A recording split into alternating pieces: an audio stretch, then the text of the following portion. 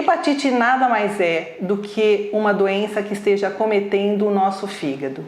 Dentre as principais causas de lesões hepáticas, nós temos as hepatites por vírus, responsáveis hoje por 1,4 milhões de mortes ao ano em decorrência dessa doença. Muitas dessas causas virais poderiam hoje não estar mais ocorrendo, porque nós temos medidas preventivas. Entre os principais vírus causadores, nós temos o vírus A, B, C, D e E. Eles, na realidade, recebem nomes de letras do alfabeto, mas são agentes etiológicos completamente diferentes uns dos outros, inclusive na sua forma de aquisição. Por exemplo, o vírus da hepatite A nós adquirimos através de água e alimentos contaminados. E nós podemos resolver o problema da hepatite A através de duas formas bem simples. Uma é saneamento básico e a outra através da utilização de vacinas preventivas.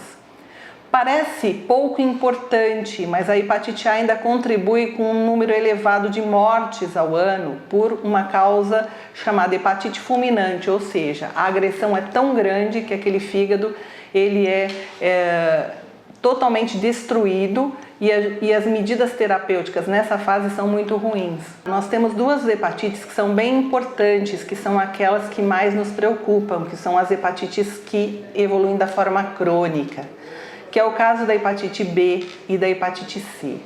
Muitas pessoas se sentem completamente isentas de ter risco de terem se contaminados com o vírus B e C, porque ficou muito para todo mundo que para eu ter essas duas hepatites eu precisaria ou ser usuária de droga, ou ser promíscua sexualmente, ou ter tido histórico de transfusão.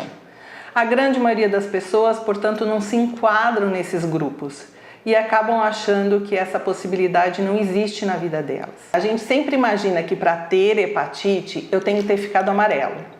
Na realidade, esse estar amarelo chama-se síndrome ictérica, ela acontece em número muito pouco expressivo de casos. Na realidade, quando a gente avalia todas as hepatites por vírus, somente 20% das pessoas vão ficar amarelas. Isso significa que 80% das pessoas que vão ter um quadro agudo de qualquer um dos vírus vão passar com uma febrinha, um mal-estar, ficar enjoado 2, 3 dias e vai se resolver.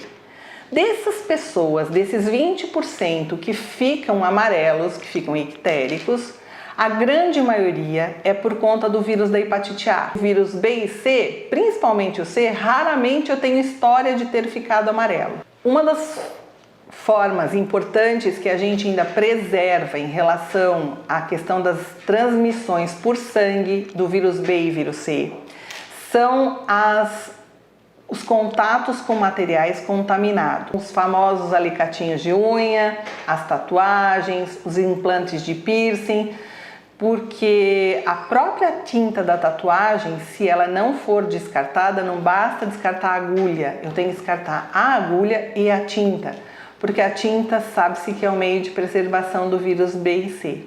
Então a gente tem que ter muito cuidado quando a gente vai fazer tatuagem, implante de piercings, cuidados com as nossas mãos, para saber se o profissional que nós estamos escolhendo está seguindo as normas que são definidas para o controle daquele instrumental. Procure conhecer com o profissional que você está executando se ele segue todas as normas para fazer a limpeza e desinfecção do material. A gente tem que lembrar o seguinte: quais são as formas de transmissão?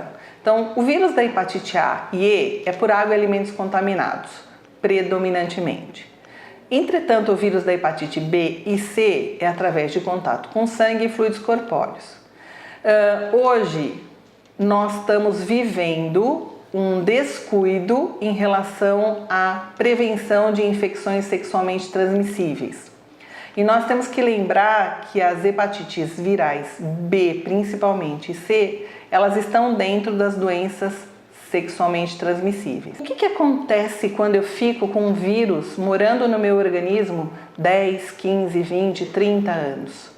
Eu passo a me expor a duas situações. Uma delas é cirrose hepática. E a gente nem sempre sente nada até eu ter uma manifestação clínica. Então, normalmente é surpresa para o paciente que ele tem um quadro, ou que a barriga começa a crescer, ele começa a ter líquido no abdômen, ou ele vomita sangue e aí alguém conta para ele que ele tem hepatite viral, mas já numa fase de cirrose hepática. Se você tem mais de 50 anos, discuta com seu médico, faça a investigação para as hepatites virais B e C.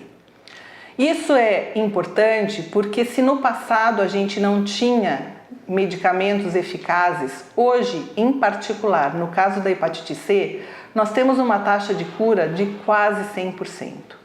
E será mais eficaz o tratamento quanto menor tiver a evolução do dano hepático. Hepatite B é uma doença evitável, né? Então, hoje nós podemos evitar, basta tomar vacina. No caso do Brasil, em particular, a vacina de hepatite B está disponível pela rede pública para todas as faixas etárias. Então, nós não precisamos mais pegar. O Programa Brasileiro de Imunização já previa a imunização contra o vírus da hepatite B para as crianças já há muitos anos. Felizmente, entrou recentemente no calendário vacinal também a prevenção da hepatite A. Então, são duas doenças que eu posso evitá-las através da imunização.